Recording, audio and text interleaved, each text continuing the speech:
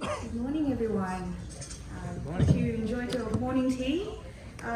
Next up, let's move on to the next session. I'd like to introduce you to Paul Cook to be the presenter today. He is Head of Business Development from BSA, and his topic today is Smart and Efficient Field Service Deployment. Welcome, Paul. Thanks, Sonia.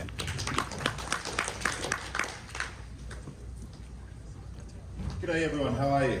Good. So I've got the slot after the break. So I've actually moved into a new role at BSA. I'm now heading up our growth and emerging markets business, which is a fantastic transition for us.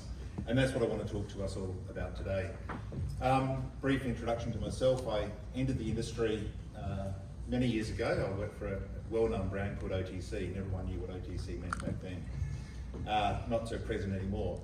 At the time, we were doing upgrades from PDH to SDH, and it seemed that my entire career was going to be one of three-letter acronyms. I've come full circle. I've come back to a company called BSA that is a three-letter acronym itself, and people always ask me, in fact Sonia asked me before, what does it stand for, and the answer is nobody knows. So I've got no idea what BSA stands for. It's the company that I work with, but I'm going to give you a bit of an insight into who we are, what we're trying to do, and where we're growing in the future. So very simply put, BSA has a long history of ticket of work activities. We do high volume, medium to low value, short duration tickets of work, and we've evolved over the years to do hundreds of thousands of these.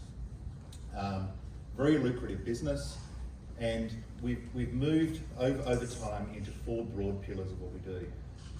We're focusing in on our strategy, and now we provide professional services, electrical services, construction services, and operations and maintenance. We do this nationally, and we have a national footprint. We're very proud of the technicians that we have around Australia providing these services. And we've distilled down into four broad industry verticals. So our home is still operations and maintenance. We do a lot of telecommunications work, particularly in fixed line communications. And that's the engine room of our business. Literally thousands of technicians supporting the NBN are working every day. In fact, this footprint that we cover today, there's a 1 in 3 chance that if your internet connection is suffering, it'll be a BSA technician that comes to fix it. Based on our fixed line communications, we've broadened out into wireless, and it's an emerging business for us and a very exciting one. But the other element of our business, and it really forms the backbone of what I want to talk about today, is our smart energy solutions. So some years ago, we moved into smart metering, and unlike Victoria, other parts of the national energy market are not mandated. It's been a slow start for us to upgrade through here. But we're seeing some changes in that market, and we have a wide footprint here now in New South Wales, reaching into Queensland, of smart metering techs working across that market, upgrading smart meters every single day. And that leads us to the next part of our journey, which is EV charging. So what we're seeing is the electrification of this economy is moving fast, it's changing rapidly, and we're looking at our next stage of evolution and where it's going to lead us, particularly in that electrical services market. Additionally, we have gone through our own customer experience journey as well. Being a high volume ticket of work organisation, we have had to focus on how do we manage expectations of the market and manage expectations of the consumer. And it's not an easy thing. I think we spoke about it yesterday on the panel, talking about the expectations of consumers. Everyone wants things better, they want it faster, and they want it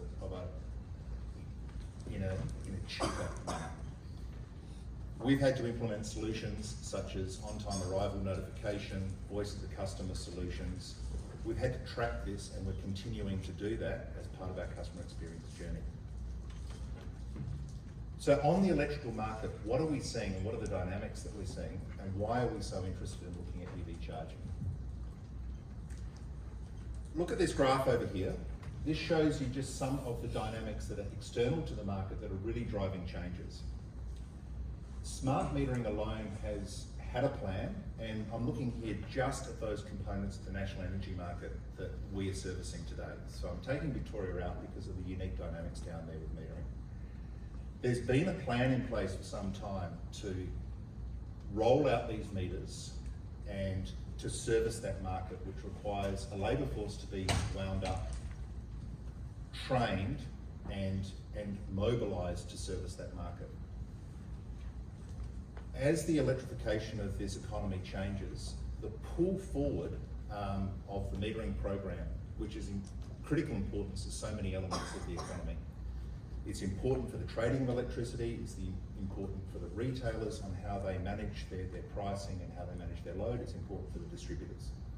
But a simple pull forward to meet carbon neutral targets of 7 years sounds fantastic, but if you look at the graph here on the left, moving that requirement forward opens up a massive gap between the existing program and planning of meter rollout versus what that new horizon is. And we haven't seen the impact of it yet. We expect that to hit around about 2026.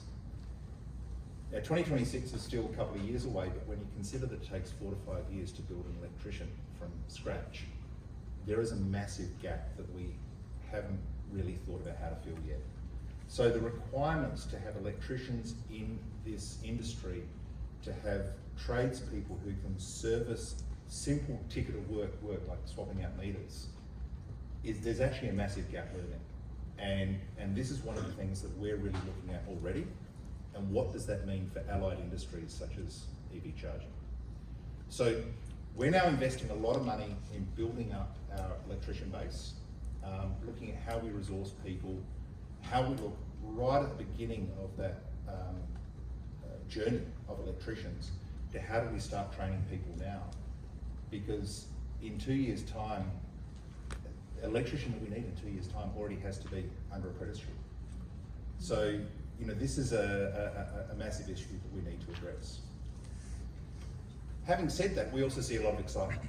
So the investment that we have made in, or are making, in bringing on more electricians into our business does open up further opportunities, and that's what I'd like to talk to you about here with our EV charging.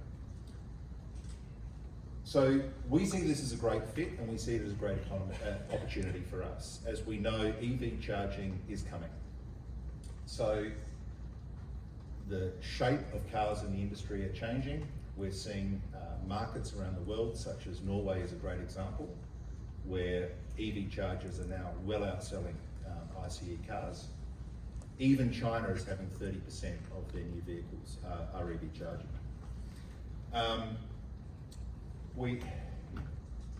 The government legislation should not also be underestimated. So a new government, new legislation, new expectations. We're starting to see grants come out, proposals come out, changes we believe will happen in the industry that will drive the uptake of EVs, and I think as consumers we all see that happening. But finally, there are the household economics. Petrol prices will continue to rise.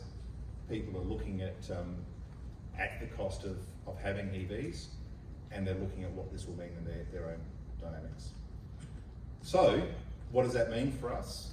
Well, we firmly believe there is an opportunity that needs to be grabbed, which is the installation of EV chargers. And we believe the bulk of these will be residential chargers.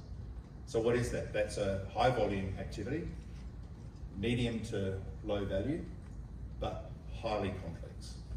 So the difference that we're seeing here is a consumer expectation for a price of installation not dissimilar to other tickets of work that we're seeing. Maybe not at the $200 to $500 level, but still probably about the $1,000 to $1,500 level. Very, very high volume of activities coming down the chain, but the complexity here is an EV installation is not the same as a smart meter install. It's not the same as an NBN connection. It's a bespoke, custom solution. Every garage is different, every meter box is different, every entry into the home is different. Every house has different load requirements. They have different spaces on their meter boxes. So there is a huge amount of work that needs to be done to service literally the millions of installations that may be required over the next 10 years at a price point that's not dissimilar from what we've done with the NBN at a complexity that is significantly higher. So the challenges that we see are phenomenal. So the biggest challenge, of course, is access to labour. I mentioned that before with our smart metering business, the need to bring on more electricians, and the fact that electrician skills are not skills that can be made overnight. This is dangerous work, this is important work, it requires highly skilled people, it requires certified people, and every jurisdiction is different. So labour cannot be underestimated. There are other dynamics as well that are really starting to impact what this might mean as well. People are moving, the demographics of Australia are changing, more people are living in apartments, more people are living in different arrangements than we've had before with standalone family homes with garages and their own circuit board. So how do you go into an apartment block? We've got a 15-storey apartment block in Chatswood, for example, and you need to go and retrofit that for EV charging. It sounds fine, and we've done that before here and there. You install the meter box, the EV charger, in the basement, and you assign it to a car park. But do you have enough load control in that building to do that for everyone when they need to change over? So how do we bring that infrastructure into apartment blocks? What happens when everyone in the apartment block starts charging the car overnight at the same time? How do we manage that control? There's a lot of things that need to be considered, and we're starting to see some of these installations potentially turning into tens or hundreds of thousands of dollars worth of construction work simply to retrofit some of these buildings. So this demand is really going to start driving a huge bunch of challenges for us. At the same time, we've got the labour shortage, we've got the increasing customer expectations, we've got a price point that people have kind of got fixed in their head. So how do we service all of that complexity? So what we've started doing is we've started working with smart software solutions. So the Australian population, certainly the Australian labour force, is not going to change dramatically to that extent over the next couple of years to help us start serving this demand. The grid has a lot of work to go, as I think we all know, to get to the right levels of capacity that we need. So how do we drive high volumes of complex work, delivering a quality solution in a bespoke manner, and keep it at a price point that's acceptable for the consumer? So we've started working with a company called i4T, who you see up here on the sponsorship board. What we're doing is we're working on an entire end-to-end life cycle management of the process. Everything from pulling the opportunity through from the landowners, identifying the opportunities, capturing them, quoting them, solutioning them, implementing, and then moving into operations and maintenance. And a key part of the process is not so much about capturing the opportunities, because the opportunity is there. It's actually how do we solution that opportunity in a way that is acceptable from a time, quality, and price perspective. And that is the complexity that we're largely trying to solve. So the application that we're using and developing at the moment is one that really enables us to collaborate with all those stakeholders. We obviously have the consumer themselves that needs the connection. We have the landlord themselves, sometimes not the same person as the consumer. We have our own technicians that need to be involved, but more and more we're seeing the requirement for other third parties, particularly in environments where we need to get into construction, concrete, other aspects of the solution that you wouldn't normally find in a high-volume ticket or work solution like we have in the past. And finally, how do we bring that all together, dispatch the right resources at the right time to deliver, and then how do we move into our operations and maintenance environment? Because these things are also going to be critical. As you know, this is what provides people with their transport every day, it provides them connectivity every single day. So we're going to hear a bit more about i4T. Sachi from i4T is following me on this presentation, and we'll talk you further through the flows that we're developing and how we're moving forward. So in conclusion, we're in a space today where we're very comfortable with how we service these high volume activities. We're very comfortable with what we're doing, and we've been doing it for 20 to 25 years. High volume, medium value tickets of work are something that we understand, and it's an environment which, while it is good today, is not going to service us for tomorrow. So where we're trying to do is move forward into that environment and leverage, I suppose, our skills as an end-to-end provider, particularly one that can do anything from local, residential, simple installations, all the way through to the complex ones that require site acquisition, construction, electrical services to take it to the end result. It's a journey that we're very excited about. We're not quite sure how fast it's going to move. There are a lot of external factors that are driving it, but it's one that we're certainly getting ourselves prepared for. So thank you. Thank you.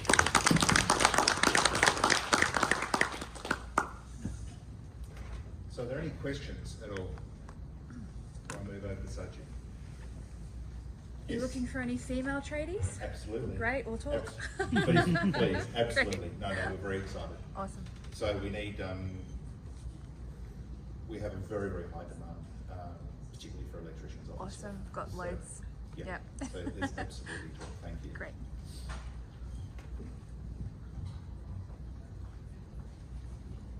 No, if there are no further questions. A couple on Slido. Oh, sorry, I can't see. Actually, I don't have the slide up here.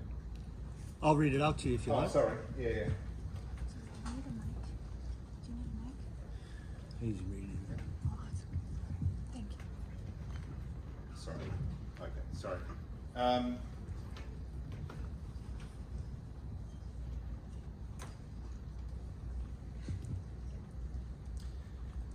So the first question here about i4T's solution that we're using for more traditional work types of fixed or wireless.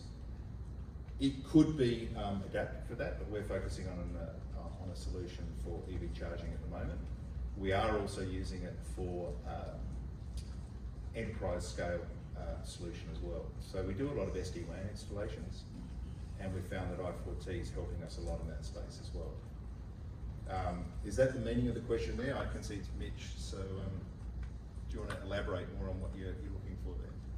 Yeah, it's just multiple solutions in business. So, yeah, it's being a separate department, or does this all go back in together to, I don't know, how do you report on it? How do you manage the different solutions that you've got? This is an end-to-end via, I guess, EV charging.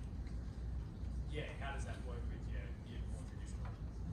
At the moment, we're implementing it as a standalone solution, so it is siloed, but that doesn't mean that we can't expand that into a broader company-wide solution in the future. So, but it is siloed at the moment.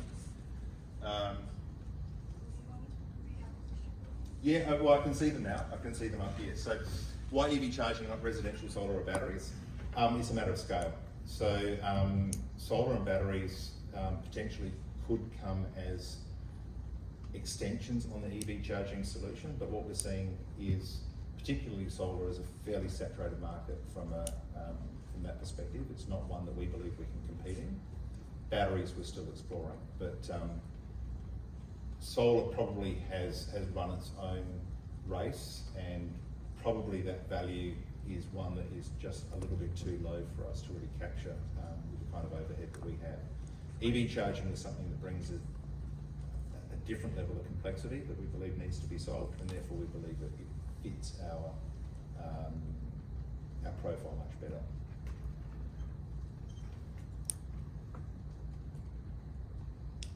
Yeah, this is a great question. Potential shortfall. So this is one we're still working on. So we don't have apprentices internally, but it is absolutely something that we're looking at how we can address that. So do we need to talk to the schools? Do we need to talk to industry? Do we need to talk to people like you? Because it is a problem that while we can service it a bit at the moment and we can keep it under control, it's just going to gallop away from us. So we're open to all ideas on how we can resource it. And I think this is a collective issue that the entire industry is going to have. So it's not just us, it's anyone else who's in that space. A question here about I'll just go to the EV charger from BSA. At the moment, we're not a channel partner, but that's also something we could do. So we haven't looked into that in depth, but it's a possibility that we could enter into. I understand the value of being a distributor or a channel partner for technology. It's reasonably good business once you get it right, but it does require a volume as well.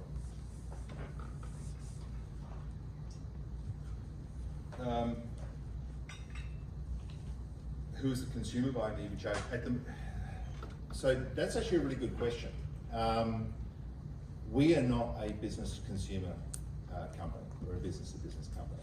So we believe that there is a space in there to channel or to bridge that connection between who we are and the consumer, and they will tend to be our target customers over time. So we're working with a number of different parties at the moment as we're starting to grow out our business, but there does need to be a consolidator in that space that connects the consumer back to companies such as ours.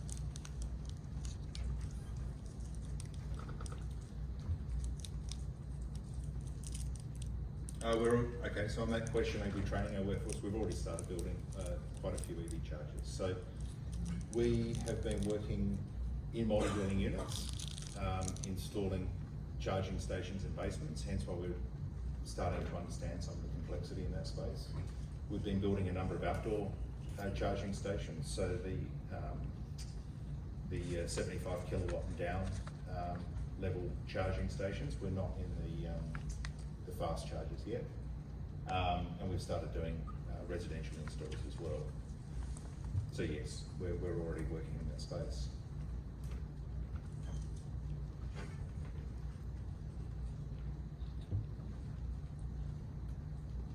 I can't answer the question about the system predicting backbone power at the moment. That's not something that we're focusing on yet. We're just focusing on the implementation and the trade element of what we see this industry becoming. And there's a great question there, why bother with complex apartment blocks instead of specialising on simple residentials? I think that's a dream of everyone, right? We want to have the easiest job and only the easiest work to do. So we're talking about residential complexes because it's a problem that won't go away. Australian demographics are changing.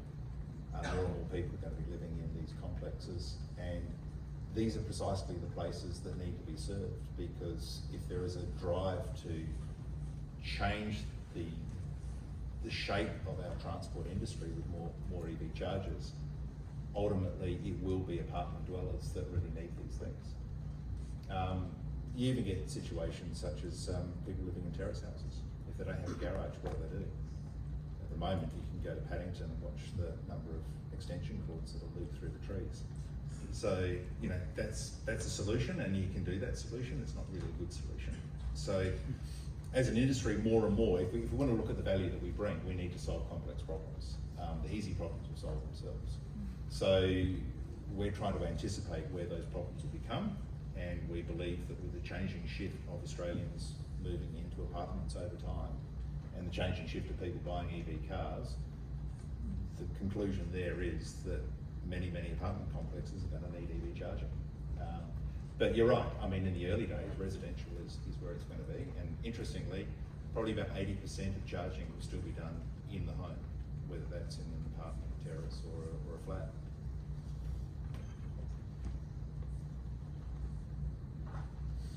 And just back to that last question about why EV charging and not solar. As I mentioned, I believe that solar's run its race for a company like us. It's being rolled out. It's successfully being rolled out. It's been rolled out in a very ad hoc manner over the years, and there are plenty of providers out there. The biggest difference between solar and EV is we're starting to see the external compelling event. So the NBN, from a communications perspective, had an external compelling event, which was government legislation to drive the NBN, so it had to be served. EV charging has not had a compelling event yet. It's more driven by those people who are early adopters who get their vehicles and then they have charging. But the external event is coming, which is a change in legislation, phasing out by the manufacturers of vehicles themselves of providing ICE cars. So So that's going to be a real factor as well, which is when it's just easier to buy an EV than it is to buy a petrol car. Certain changes to legislation and fringe benefits tax are now making it more affordable and appealing to buy an EV. And the fact that EVs are easier to maintain and petrol prices keep going up is driving a lot of just good old-fashioned consumer economics. So people will start moving towards this. And as that happens, then the charging infrastructure has to come. So it will come, and it will come quickly, but we just don't know quite when. But it's like all of these things, we know it's ready, you know, you try to wind up, and then all of a sudden everyone wants everything yesterday. And that's what we anticipate happening in the next couple of years.